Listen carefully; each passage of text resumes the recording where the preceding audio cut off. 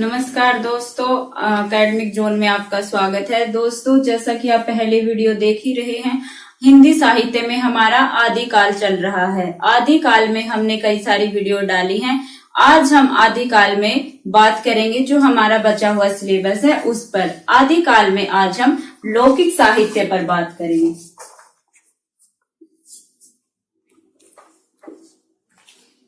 लौकिक साहित्य,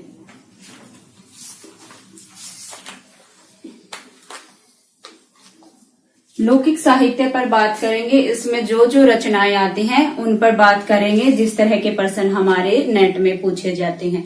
लौकिक साहित्य में जो हमारी सबसे पहली रचना है वो है ढोला मारूरा दूहा। कौन सी है? ढोला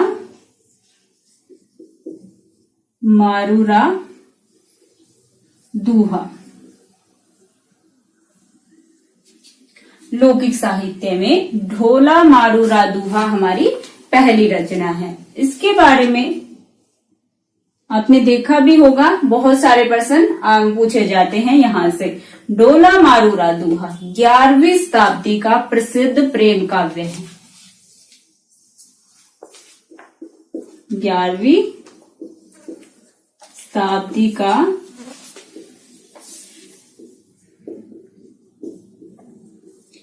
प्रसिद्ध प्रेम काव्य है।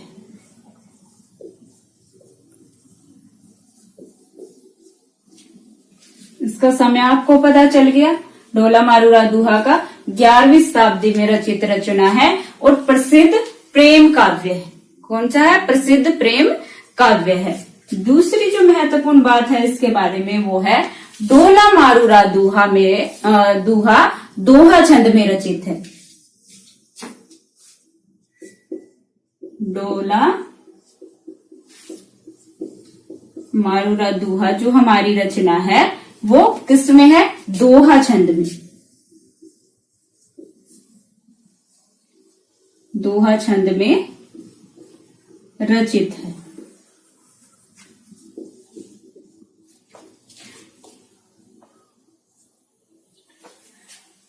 ढोला मारूरा दूहा, तो आपको पता चल गया इसमें जो महत्वपूर्ण चीज थी कि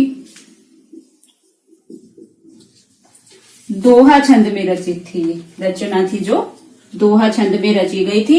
11वीं शताब्दी की प्रसिद्ध रचना थी। इसके जो कवि हैं उसके बारे में कोई पुख्ता सबूत नहीं है। ढोला मारूरा दूहा है, लेकिन माना जाता है कि जो क्लोल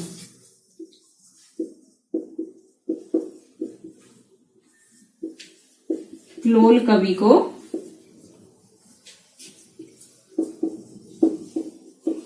रचयिता माना जाता है।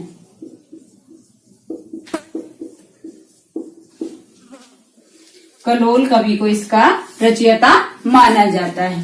तो हमारा यहाँ पर जो प्रश्न हुआ कि ढोला मारूरा दूहा के रचनाकार कौन है, तो आपका उत्तर होगा कलोल कवि। अगली जो महत्वपूर्ण बात है इस रचना के बारे में वो है कि इसका जो रचयिता था वो तो कलोल कवि माना जाता है, लेकिन कुशल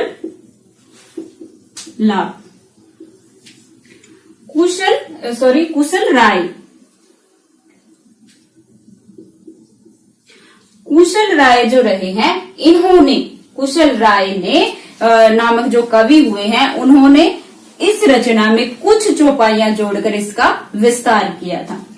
कुशल राय नामक कवि ने इस रचना में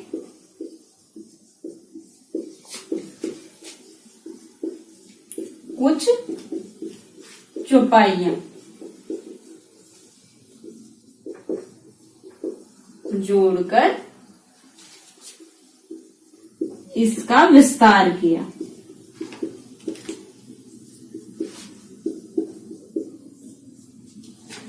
ये भी आपको याद रखना है, ये भी आपका महत्वपूर्ण प्रश्न है। कुशल राय नामक कवि थे जिन्होंने ढोला मारूरा दूहा में कुछ चौपाइयां जोड़कर इसका जो विस्तार किया था रचना का 17वीं शताब्दी में।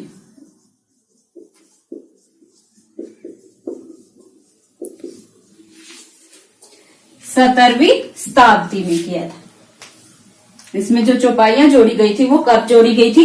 17वीं शताब्दी में। लेकिन ये रचना कब की है? मानी जाती है 11वीं शताब्दी का प्रसिद्ध प्रेम काव्य माना जाता है। इसके जो नायक हैं वो है ढोला। इसके जो नायक हैं वो है ढोला। कछवाहा वंश के राजा नल का पुत्र था ये। कछवाहा वंश के राजा नल का पुत्र।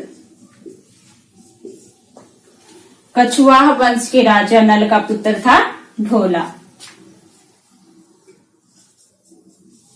इसकी जो नायिका है वो है मारवणी।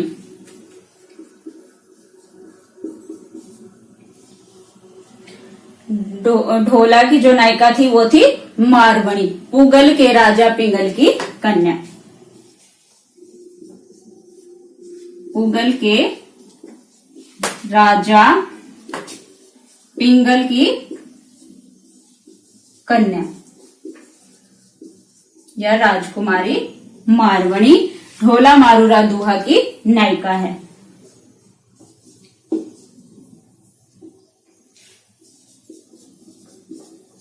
ढोला की जो पत्नी थी वो है मालवणी।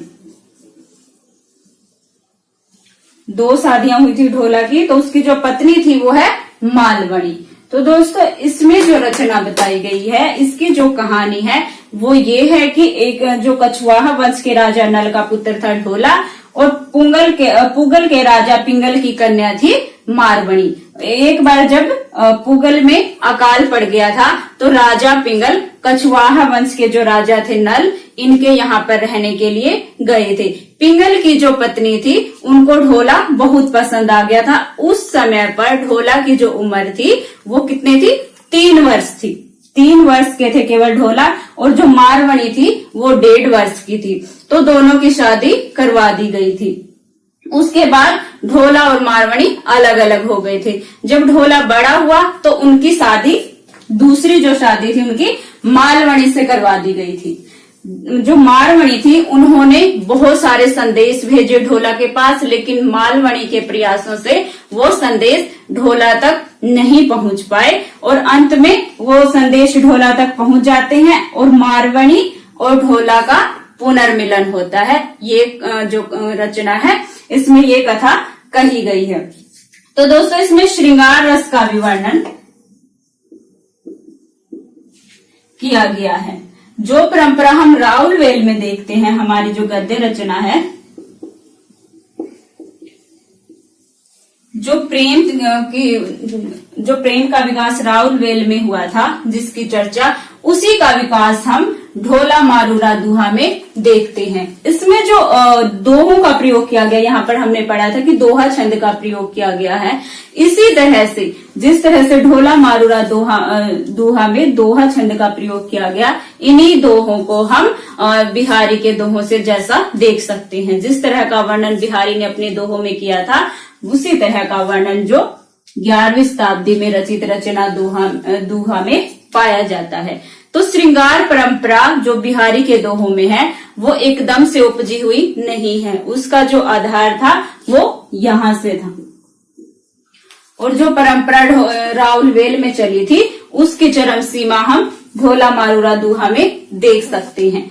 तो दोस्तों ये थी हमारी लौकिक साहित्य में पहली जो रचना थी, ढोला मारूरा दुहा। तो दोस्तों ढोला मारूरा दुहा पर एक प्रश्न बहुत बार पूछा जाता है, उसका एक दोहा है जो बार बार पेपरों में पूछा जाता है आपसे।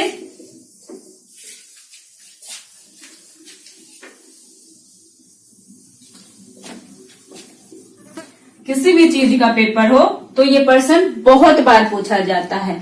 सोरठियो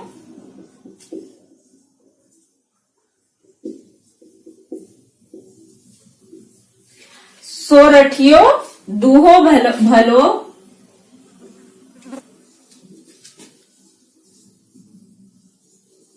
दूहो भलो। ये ढोला मारूरा का दोहा है। सोरठियो दूहो भलो, भली मरवण री बात, भली मरवण री बात। सोरठियो दूहो भलो, भली मरवण री बात। जोबन छाई धन भरी, जोबन छाई धन भरी, जोबन छाई धन भली।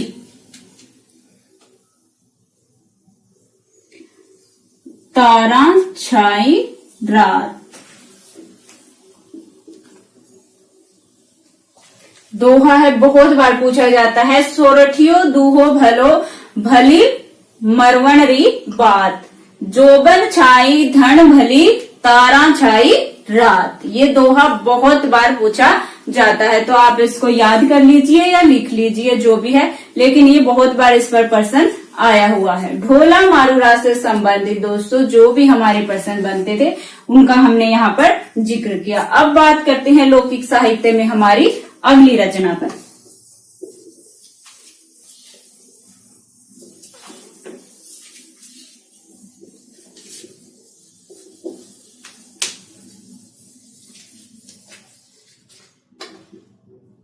लौकिक साहित्य में जो हमारी अपनी अगली रचना है वो है जयचंद प्रकाश और जयम्यक जस चंद्रिका। दो रचनाएं हैं ये।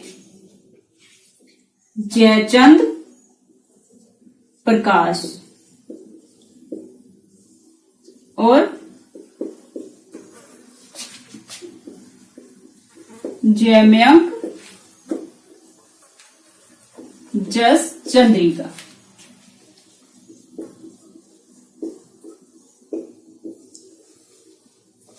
दो रचनाएं हैं ये, जयचंद प्रकाश और जयम्यक जस चंद्रिका लौकिक साहित्य में। दोस्तों इस पर प्रश्न क्या पूछा जाता है कि राठौड़ी रिख्यात में आदिकाल से किन रचनाओं का उल्लेख मिलता है? किसमें? राठौड़ी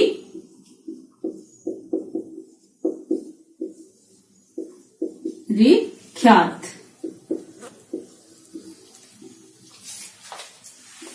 में इनका उल्लेख मिलता है।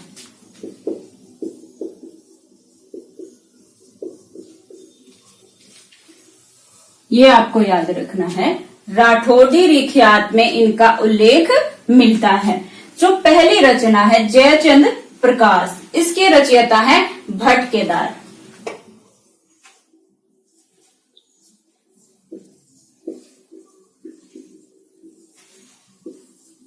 जयचंद प्रकाश जो हमारी रचना है इसके रचयिता कौन है? भट्ट केदार। और रामचंद्र शुक्ल के अनुसार आचार्य रामचंद्र शुक्ल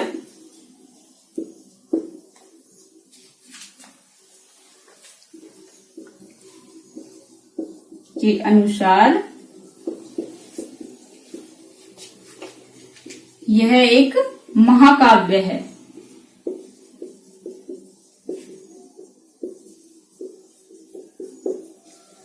आचार्य रामचंद्र शुक्ल के अनुसार किसके बारे में कहा गया है? जयचंद प्रकाश पर हम बात करें। जयचंद प्रकाश के बारे में कहा है आचार्य रामचंद्र शुक्ल ने कि यह एक महाकाव्य था जिसमें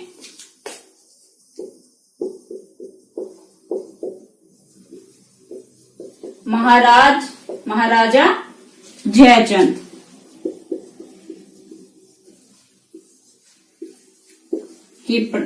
के प्रताप और पराक्रम का वर्णन। आचार्य रामचंद्र शुक्ल ने कहा था कि उनके अनुसार यह एक महाकाव्य था और जिसमें महाराजा जयचंद के प्रताप और पराक्रम का वर्णन किया गया था जयचंद प्रकाश में। लेकिन अभी तक ये दोनों ही ग्रंथ उपलब्ध नहीं है, सिर्फ राठौड़ी रिख्यात है जो उसमें इनका उल्लेख मिलता है, लेकिन ये दोनों ही ग्रंथ अभी तक उपलब्ध नहीं हो पाए हैं। अब बात करते हैं हमारी जो दूसरी रचना है, जयम्यक जस चंद्रिका। इसके रचनाकार हैं मधुकर कवि।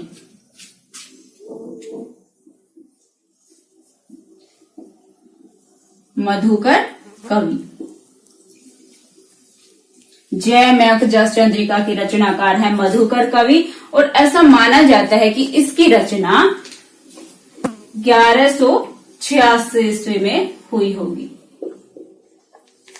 जयम्यक जस चंद्रिका की 1186 ईस्वी में हुई होगी। लेकिन जैसा कि हमने पहले ही बताया है, दोनों ही रचनाएं अभी तक उपलब्ध नहीं है, इसलिए इनके बारे में कुछ भी कहना सही नहीं है। जो भी इनके बारे में जानकारी मिलती है थोड़ी बहुत, वो कहाँ से मिली है? राठौरी री ख्याल से मिली है। जयचंद प्रकाश में जयचंद के पराक्रम का वर्णन है आचार्य रामचंद्र शुक्ल के अनुसार, और उसके जो रचयिता हैं वो है भट्ट केदार, मधुकर कवि, जयम्यक जस चंद्रिका के। तो आपसे प्रश्न अगर पूछा जाएगा तो यहीं से पूछा जाएगा। ये चीजें आपको सभी ध्यान रखनी है। आप पुराने पेपर जरूर देख लीजिएगा, आपको पता चल जाएगा कि कैसे और कहां से प्रश्न आए हैं। तो आपको दोनों ही रचनाओं से प्रश्न आए हुए मिलेंगे।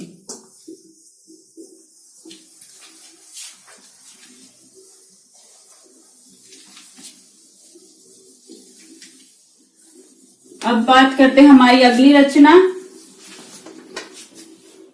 लौकिक साहित्य में हमारी अगली रचना है वसंत विलास। वसंत विलास। वसंत विलास 13वीं शताब्दी में रचित रचना मानी जाती है। 13वीं शताब्दी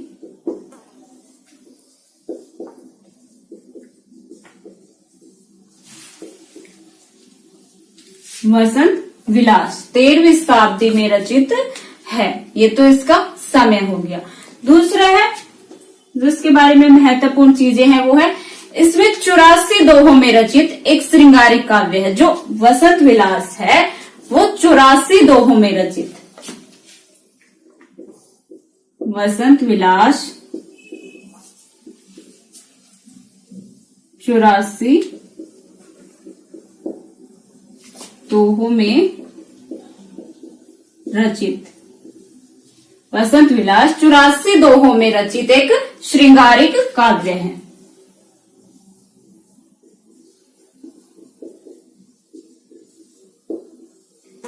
काव्य दोस्तों, वसंत विलास का समय पता चल गया, 13वीं शताब्दी में रचित रचना है।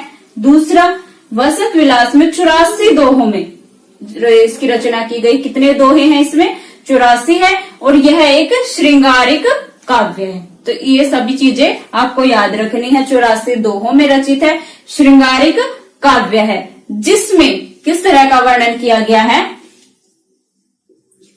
जिसमें वसंत और स्त्रियों पर, वसंत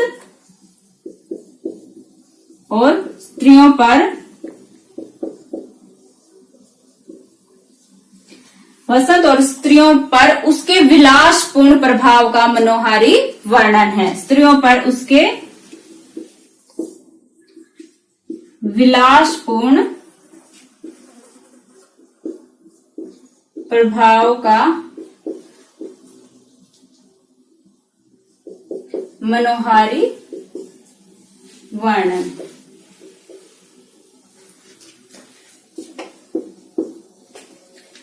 जिसमें वसंत और स्त्रियों पर उसके विलासपूर्ण प्रभाव का मनोहारी वर्णन किया गया है। तो इसमें पता चल गया आपको, जो वसंत विलास है इसमें वसंत पर स्त्रियों में उसके पड़े प्रभाव का, जैसे वसंत ऋतु होती है उसका स्त्रियों पर कैसा प्रभाव पड़ता है वो इसमें वर्णन किया गया है। विलासपूर्ण प्रभाव जो पड़ा था उसका बहुत ही अच्छा वर्णन किया गया है। दोस्तों, जैसे हमने पहले भी बात की थी कि राउलवेल में इस तरह का वर्णन किया गया था, श्रृंगारिक जो रचना थी उसका विस्तार हम इस तरह की रचनाओं में देखते हैं। जैसे ढोला मारूरा में आपको बताया गया था कि राउलवेल से का विस्तार है। इसी तरह से जो वसंत विलास है उसमें भी राउरकेला में जो जिस तरह का वर्णन किया गया था उसका चरमोत्कर्ष दिखाया गया है। जैसे आप माना जाता है कि जो रचनाएं की गई थी आदिकाल में, रामचंद्र शुक्ल ने तो वीर गाथा काल नाम दिया था इसको, क्योंकि उन्होंने माना था कि ज्यादातर जो रचनाएं वो वीर गीत हैं, यानी युद्धों राजाओं के युद्धों का वर्णन उनमें किया गया है। लेकिन इस तरह की जो रचनाएं मिली हैं आदिकाल में हमें, वो यह दर्शाती हैं कि जो आदिकाल में सिर्फ वीर गाथाएं और धार्मिक रचनाएं नहीं की गई हैं, श्रृंगार परक रचनाएं भी मिलती हैं। इसलिए जो आचार्य रामचंद्र शुक्ल द्वारा दिया गया नाम था वीर गाथा काल, उसको सही नहीं माना गया था और इस आदिकाल का नाम आदिकाल रखा गया था। तो ये सभी चीजें आपको ध्यान रखनी। अगला जो प्रश्न इस पर बनता है वो क्या है? इसका जो संपादन है, वसंत विलास का संपादन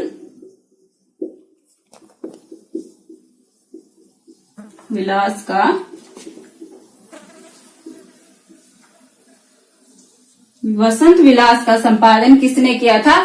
केशवलाल हर्षद राय ध्रुव ने। केशवलाल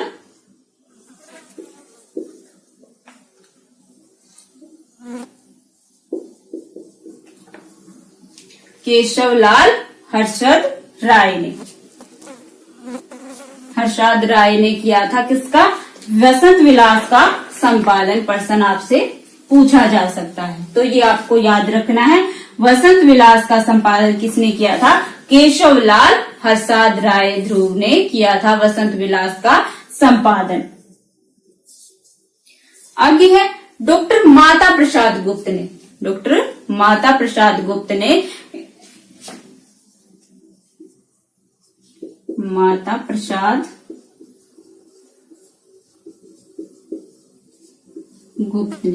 दोस्तों इस तरह के प्रश्न पूछे जाते हैं कि किसने क्या कहा, तो ये भी आपको ध्यान रखने हैं। वसंत विलास के बारे में डॉक्टर माता प्रसाद गुप्त ने कहा था कि यह एक अत्यधिक सरस साहित्यिक कृति है। यह एक अत्यधिक सरस साहित्यिक कृति है। माता प्रसाद गुप्त ने कहा था कि यह एक अत्यधिक सरस साहित्यिक कृति है और आधुनिक भारतीय आर्य भाषा साहित्य के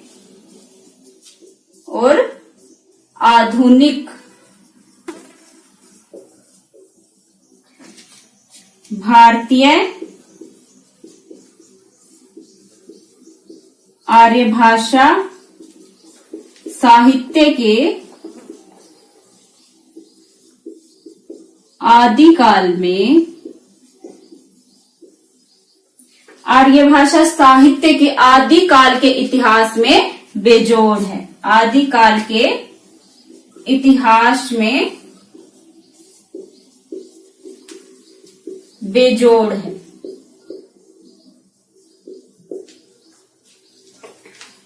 यह एक अत्यधिक सरस साहित्य कृति है और आधुनिक भारतीय आर्य भाषा साहित्य के आदिकाल के इतिहास में बेजोड़ है। अगर आपसे यह पूछ लिया जाए कि यह कथन किसका है, तो हमारा आंसर होगा डॉक्टर माता प्रसाद गुप्त का।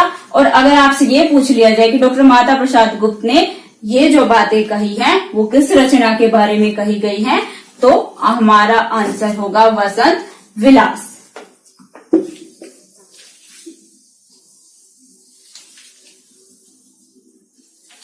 वसंत विलास का है जो प्रकाशित की गई थी वसंत विलास, वो कहा? हाजी मोहम्मद स्मारक ग्रंथ। हाजी मोहम्मद स्मारक ग्रंथ। हाजी मोहम्मद स्मारक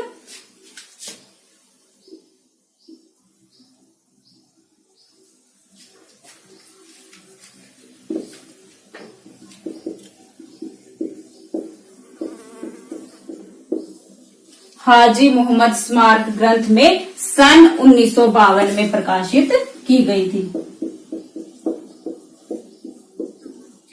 1952 में।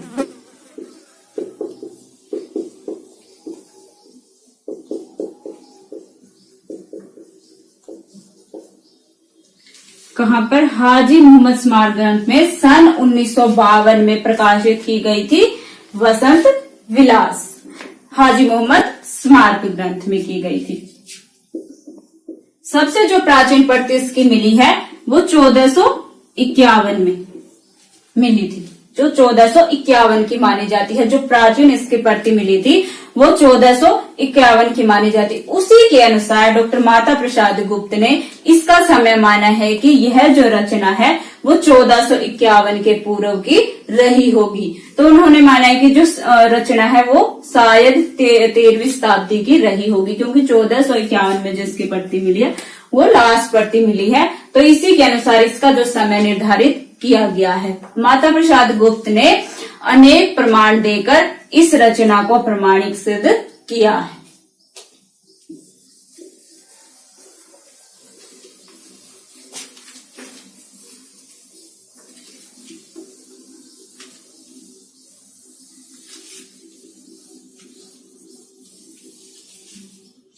दोस्तों ये था हमारा लौकिक साहित्य आदिकाल में। लौकिक साहित्य पर जो भी महत्वपूर्ण प्रश्न थे, जो रचनाएं थी, जैसे प्रश्न पूछे जा सकते हैं, हर छोटी छोटी बात हमने यहाँ पर बताई। इसी तरह से अब हम बात करेंगे आदिकाल में गद्य साहित्य पर।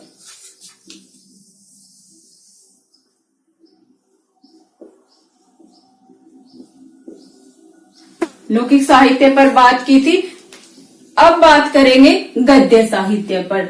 जैसा कि हमें पता है कि जो गद्य साहित्य का विकास है वो आधुनिक काल में ही हुआ है, लेकिन उसकी जो शुरुआत है वो आदिकाल से ही हो गई थी। कुछ ऐसी रचनाएं मिली हैं आदिकाल में जिनमें हमें गद्य साहित्य की झलक मिलती है, इसलिए हम उनका वर्णन जरूर करेंगे। उन पर आपके प्रश्न जरूर पूछे जाएंगे। जो भी प्रश्न उन रचनाओं से बनते हैं वो हम यहाँ पर बात करेंगे।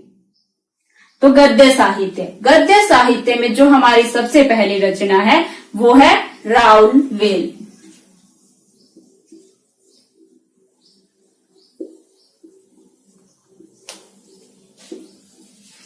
राउल वेल सबसे पहला जो इस पर प्रश्न बनता है, बहुत बार पूछा भी गया है, वो यह है कि यह एक शिलांकित कृति है। यह एक शिलांकित कृति है।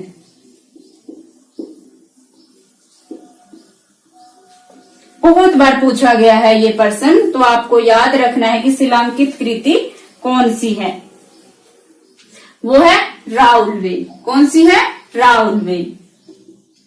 राउल वेल का प्रकाशन, राउल वेल की जो प्रति है वो बंबई के प्रिंस ऑफ वेल्स संग्रहालय में है। बंबई के प्रिंस ऑफ वेल्स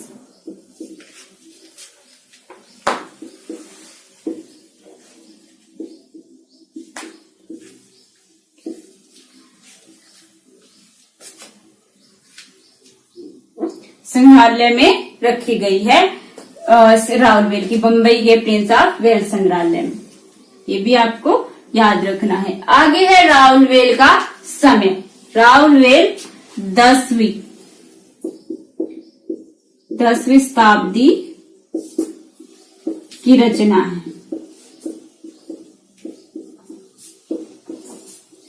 दोस्तों आदिकाल में आपको हमने जो आदिकाल है पूरा ही कर दिया है, तो उसमें आप देखेंगे कि जो समय दिया गया है 10वीं शताब्दी, 8वीं शताब्दी, या तो रचनाकारों का समय हो या रचनाओं का समय हो, तो वो आपको सभी याद रखने हैं। रचनाओं का समय भी आपको याद रखना है, क्योंकि आदिकाल से 2 या 3 प्रश्न आपको जो कर्मानुसार लगाने वाले जरूर मिलेंगे। बार बार दोस्तों मैंने इस बात पर जोर दिया है, क्योंकि अगर आपका नेट का पेपर होगा तो वो कर्मानुसार वाले प्रश्नों के अनुसार होगा और मिलान वाले, क्योंकि उसमें अगर आपको 1 या 2 रचना के बारे में भी अगर आपको पता है तो वो आपका उत्तर सही होगा।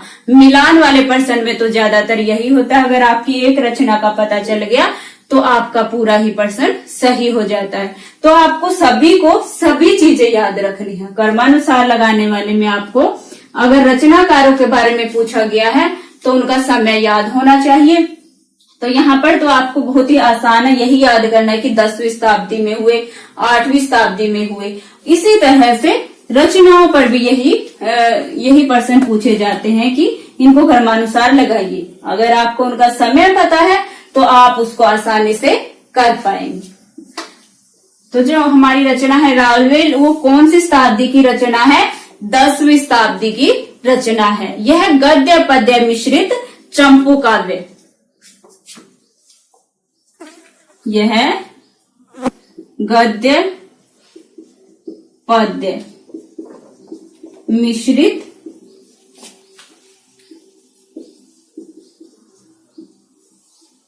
चंपू काव्य की प्राचीनतम कृति है। यह गद्य पद्य मिश्रित चंपू काव्य की प्राचीनतम कृति है। चंपू काव्य जो जिसमें गद्य और पद्य दोनों का वर्णन किया जाता था वो चंपू काव्य कहलाते थे। तो जो रचना है राउलवेल वो गद्य पद्य मिश्रित चंपू काव्य की प्राचीनतम कृति है। इसके जो कवि हैं, सबसे जो महत्वपूर्ण बात है वो है राउलवेल के रचनाकार। राउलवेल के रचनाकार रोडा नामक कवि थे। प्रश्न हमारा ये है, राउलवेल के रचनाकार कौन है? तो राउलवेल के रचनाकार रोडा नामक कवि माने जाते हैं। कई बार ये भी प्रश्न पूछा गया है इस रचना के बारे में कि इसमें जो 7 बोलियों के शब्द पाए जाते हैं। राउलवेल में 7 बोलियों के शब्द मिलते हैं।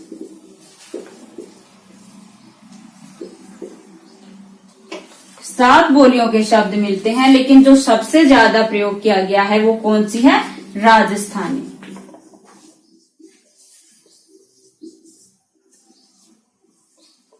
सात बोलियों के शब्द मिलते हैं, ये पता चल गया। लेकिन अगर पूछ लिया जाए कि सबसे ज्यादा किस बोली के शब्द मिले हैं तो वो है राजस्थानी के मिले हैं। ये भी आपको याद रखना है।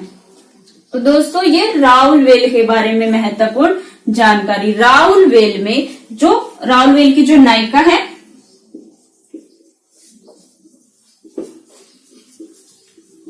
राउल, ज्यादातर आदिकाल में जो रचनाएं हैं उनके नायक और नायिकाएं रचना के अंदर ही मिलती है। तो नायक के नाम से रचना का नाम होता है या नायिका के नाम से। तो आपको पता चल गया जो राउलवेल की नायिका है वो है राउल। इस रचना में राउल के सौंदर्य का वर्णन किया गया है नक्सिक पद्धति से।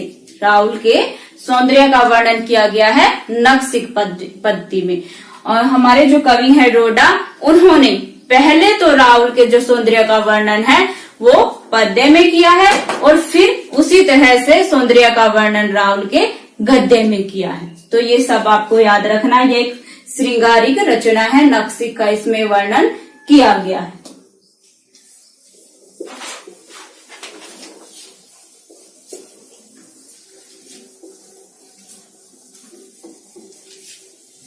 गद्य साहित्य में जो हमारी अगली रचना है वो है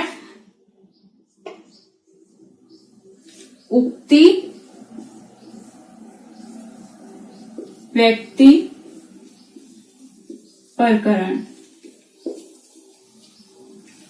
उक्ति व्यक्ति प्रकरण हमारी अगली रचना है गद्य साहित्य में। इसमें महाराज गोविंद चंद्र के सभा पंडित दामोदर शर्मा ने 12वीं शताब्दी में इसकी रचना की थी। महाराजा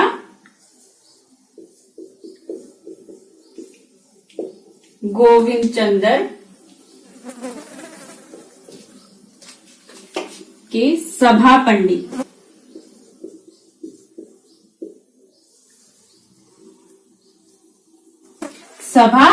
पंडित कौन थे? दामोदर शर्मा।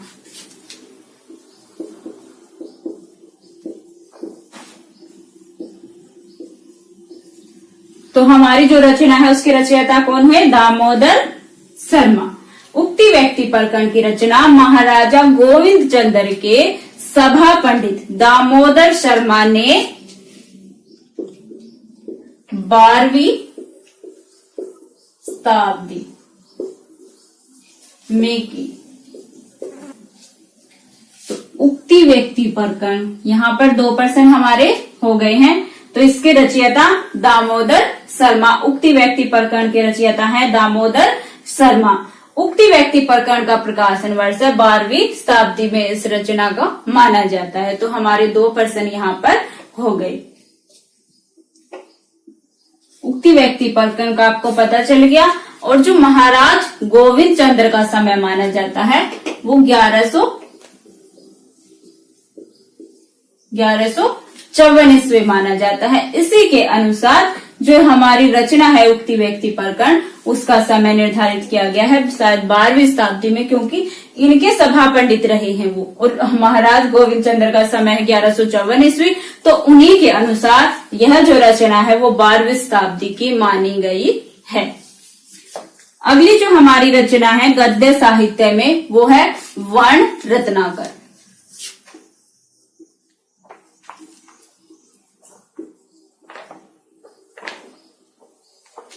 वर्ण रत्नाकर मैथिल हिंदी में रचित गद्य की यह पुस्तक, मैथिल हिंदी में रचित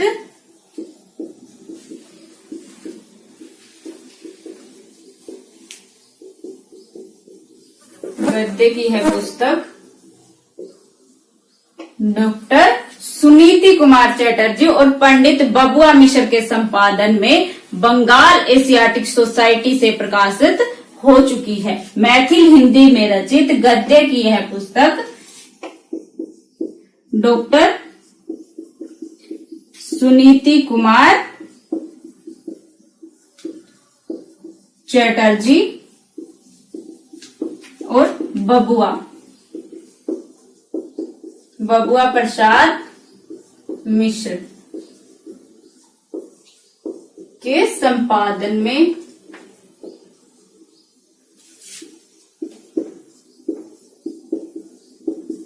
एशियाटिक सोसाइटी बंगाल में प्रकाशित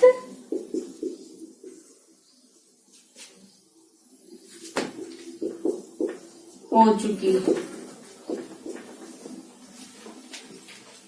वर्ण रत्नाकर जो मैथिल हिंदी में रचित है गद्य की यह पुस्तक सुनीति कुमार चटर्जी और बबुआ प्रसाद मिश्र के संपादन में एशियाटिक सोसाइटी ऑफ बंगाल में प्रकाशित हो चुकी है।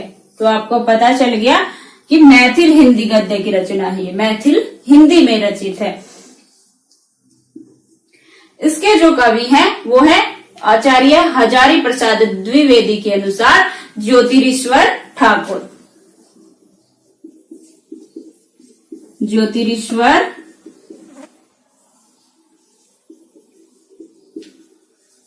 ठाकुर माने जाते हैं वर्ण रत्नाकर के रचयिता। और इसका जो समय है वो 14वीं शताब्दी।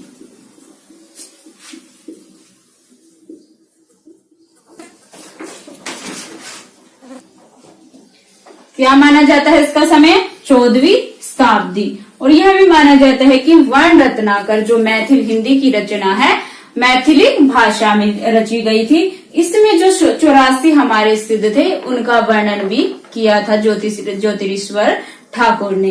तो आचार्य हजारी प्रसाद द्विवेदी के अनुसार जो वर्ण रत्नाकर है उसके रचयिता ज्योतिरीश्वर ठाकुर रहे होंगे और 14वीं शताब्दी में इसकी रचना की गई है। दोस्तों यह 3 रचनाएं थी जो आदिकाल के गद्य साहित्य में आती हैं, राउलवेल, उक्ति व्यक्ति प्रकरण और वर्ण रत्नाकर।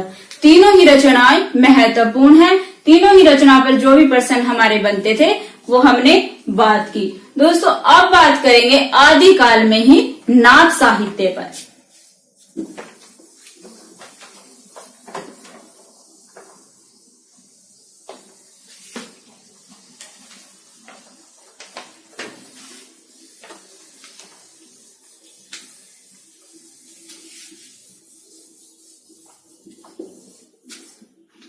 नाथ साहित्य।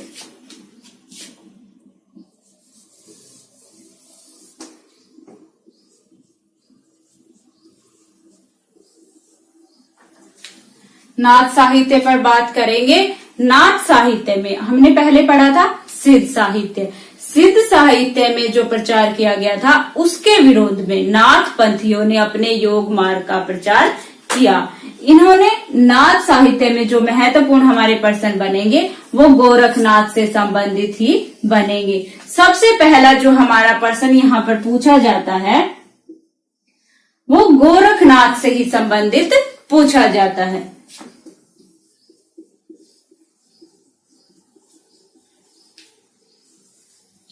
गोरखनाथ। सबसे पहला प्रश्न तो जो हमारा बनता है वो यह है कि नाथों की संख्या कितनी थी। कितने थे? 9 नाथ थे। बहुत बार प्रश्न पूछा गया है कई सारे पेपरों में कि नाथों की संख्या क्या थी? 9 थी और सिद्धों की संख्या थी 84। जब हमने सिद्ध साहित्य में पढ़ा था तो उसमें पढ़ा था तो 84 सिद्धों की संख्या थी, 9 जो संख्या थी वो नाथों की संख्या थी। नेट में जो हमारा प्रश्न बार बार पूछा जाता है वो क्या है कि जो गोरखनाथ की रचनाओं का संपादन किसने किया था और किस नाम से किया था। बहुत बार ये प्रश्न पूछा गया है तो इसका हमारा उत्तर है डॉक्टर पीताम्बर दत्त बेहड़थवाल।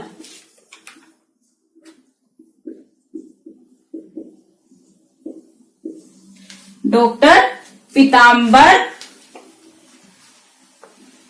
दत्त डॉक्टर पीताम्बर दत्त बर्थवाल।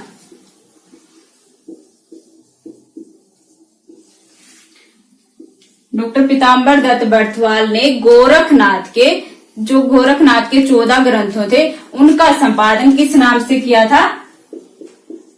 गोरखवाणी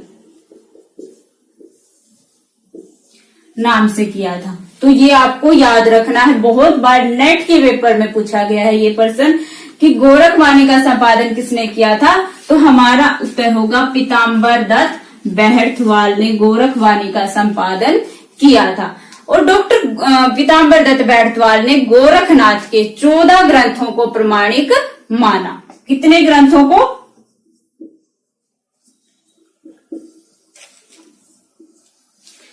14 ग्रंथों को प्रमाणिक माना था और गोरखवाणी का संपादन किया था। ये चीजें आपको ध्यान रखनी है। जो प्रश्न पूछे जाते हैं उसी तरह के प्रश्नों पर हम यहाँ बात करते हैं। तो आपको इससे अंदाजा हो जाएगा कि जब आप पेपर करेंगे तो आपको आराम से ये उत्तर याद आ जाएंगे, क्योंकि प्रश्न जिस तरह से पूछे जाते हैं अगर हम उनको उसी तरह से याद करेंगे तो आपको पेपर करने में आसानी होगी। तो आपको पता चल गया गोरखवाणी का संपादन पीताम्बर दत्त बेहड़थवाल ने किया था और पीताम्बर दत्त बेहड़थवाल ने ही गोरखनाथ के 14 ग्रंथों का प्रमाणिक माना है। वो ग्रंथ कौन कौन से हैं? पहला ग्रंथ है शब्द। 14 ग्रंथ प्रमाणिक माने थे, उन्हीं पर बात करेंगे अभी पीताम्बर दत्त बेहड़थवाल के अनुसार। तो पहला जो हमारा ग्रंथ है वो है शब्द, पद, शिष्यादर्शन,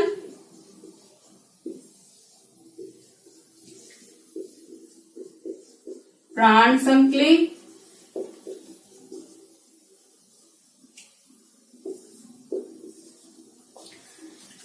शब्द, पद, शिष्यादर्शन, प्राण संकली। आगे है नर्वय बोध। नर्वय बोध। छठी जो रचना है वो है आत्मबोध। आत्म बोध, निर्भय बोध, आत्म बोध, अभय मात्रा योग, अभय मात्रा योग। सातवीं हमारी रचना है अभय मात्रा योग। 15 तिथि,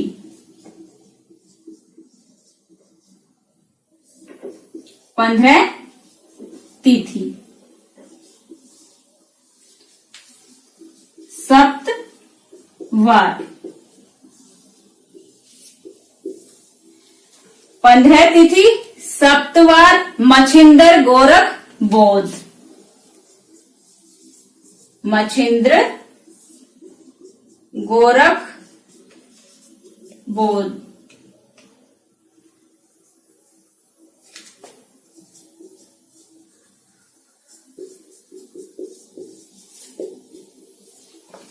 मछिंद्र गोरख बोध, रोमावली,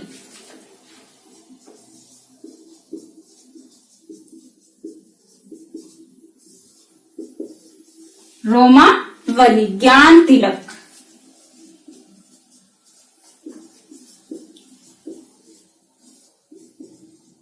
बारह जो रचना है, 12वीं जो रचना है ज्ञान तिलक, ज्ञान चौतीसा,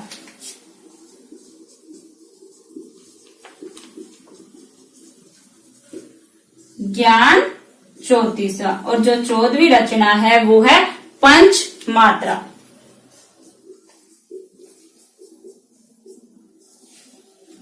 पीताम्बर दत्त बैठवाल के अनुसार प्रमाणिक रचनाएं हैं गोरखनाथ जी की शब्द, पद, शिष्यादर्शन, प्राण संकली, निर्भय बोध, आत्म बोध, अभय मात्रा योग, 15 तिथि, सप्तवार, मछिंद्र गोरख बोध, रोमावली, ज्ञान तिलक, ज्ञान चौतीसा और पंच मात्रा। ये थी वो 14 रचनाएं जो पीताम्बर दत्त बैठवाल के अनुसार प्रमाणिक हैं। जो दूसरी रचनाएं हैं संस्कृत भाषा में गोरखनाथ जी की, वो कौन सी है?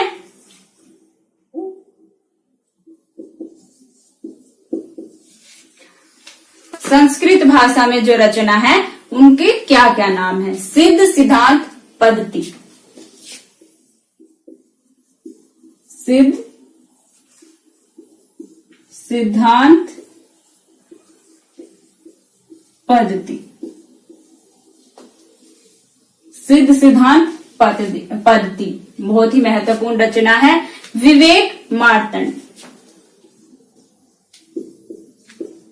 विवेक मार्तंड, सिद्ध सिद्धांत पद्धति, विवेक मार्तंड, शक्ति संगम तंत्र, शक्ति संगम तंत्र, ये भी संस्कृत की रचना है। शक्ति संगम तंत्र, निरंजन पुराण, निरंजन पुराण, संस्कृत भाषा की रचना है। निरंजन प्राण, वैराट प्राण, वैराट पुराण,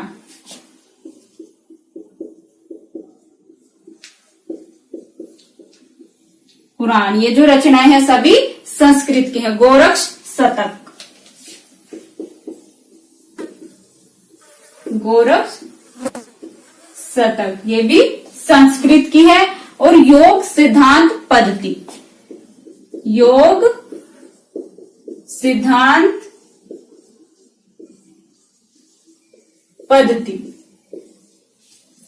और अगली है योग चिंतामणि, योग चिंतामणि। पहले रचनाओं पर बात की वो पीताम्बर दत्त बैठवाल के अनुसार 14 प्रमाणिक रचनाएं थी। ये रचनाएं हैं संस्कृत भाषा में। सिद्ध सिद्धांत पद्धति, विवेक मार्तंड, शक्ति संगम तंत्र, निरंजन पुराण, वैराट पुराण, गोरक्ष शतक, योग सिद्धांत पद्धति और योग चिंतामणि। दोस्तों गोरखनाथ के जो गुरुवद हैं वो है मछिंद्रनाथ या मतेंद्र नाथ। मथेंद्र नाथ एक बार जो स्त्री भोग में पड़ गए थे, इस और गोरखनाथ ने ही उनको उसे निकाला था बाहर। इसलिए जो सिद्ध मत था या सिद्ध जो साहित्य था, सिद्ध जो साहित्य था और नाथ साहित्य में एक जो फर्क क्या है वो यह है, जो सिद्ध थे वो स्त्री भोग में विश्वास करते थे, लेकिन जो नाथ थे वो स्त्री की निंदा करते थे या स्त्री से दूर रहना ही अच्छा मानते थे। यही फर्क है सिद्धों और नाथों में। इसलिए जो मतेंद्र नाथ और गोरखनाथ हैं उनको सिद्धों में भी गिना जाता है और नाथों में भी गिना जाता है। डॉक्टर राम कुमार वर्मा के अनुसार जो 9 नाथ, हमें पता है कि जो नाथों की संख्या वो 9 थी, वो कौन कौन से नाथ थे? जो पहले नाथ माने जाते हैं वो आदिनाथ या शिव माने जाते हैं। डॉक्टर राम कुमार वर्मा के अनुसार है ये 9 नाथों के नाम हम यहाँ पर बताएंगे। जो सबसे पहले नाथ हैं वो है आदिनाथ। आदिनाथ को शिव माना गया है। दूसरे थे, जो दूसरे नाथ थे वो थे मत्स्येंद्र नाथ।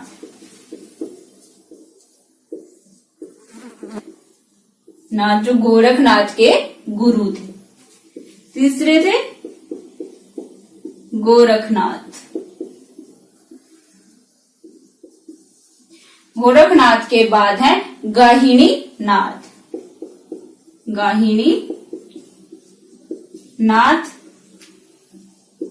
गाहिनी नाथ के बाद है चरपटनाथ।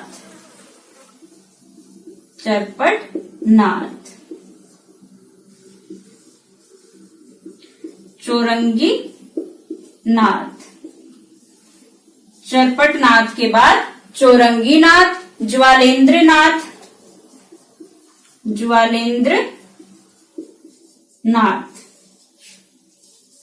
8वें हैं भर्तृनाथ।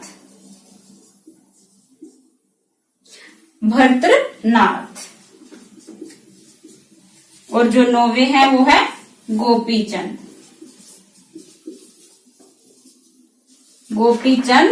नाथ। डॉक्टर राम कुमार वर्मा के अनुसार 9 नाथ कौन कौन से हैं? आदिनाथ, मत्स्येंद्र नाथ, गोरखनाथ, गाहिनीनाथ, चरपटनाथ, चौरंगीनाथ, ज्वालेंद्रनाथ, भर्तृनाथ और गोपीचंद नाथ। ये है 9 नाथ। तो दोस्तों ये था हमारा आदिकाल। आदिकाल में आज हमने बात की गद्य साहित्य, लौकिक साहित्य और नाथ साहित्य पर। इन पर जो भी हमारे महत्वपूर्ण प्रश्न थे उन सभी पर बात की। जिस तरह के प्रश्न हमारे पूछे जाएंगे उसी तरह के प्रश्न हमने यहाँ पर किए। तो दोस्तों वीडियो को देखते रहिए। धन्यवाद।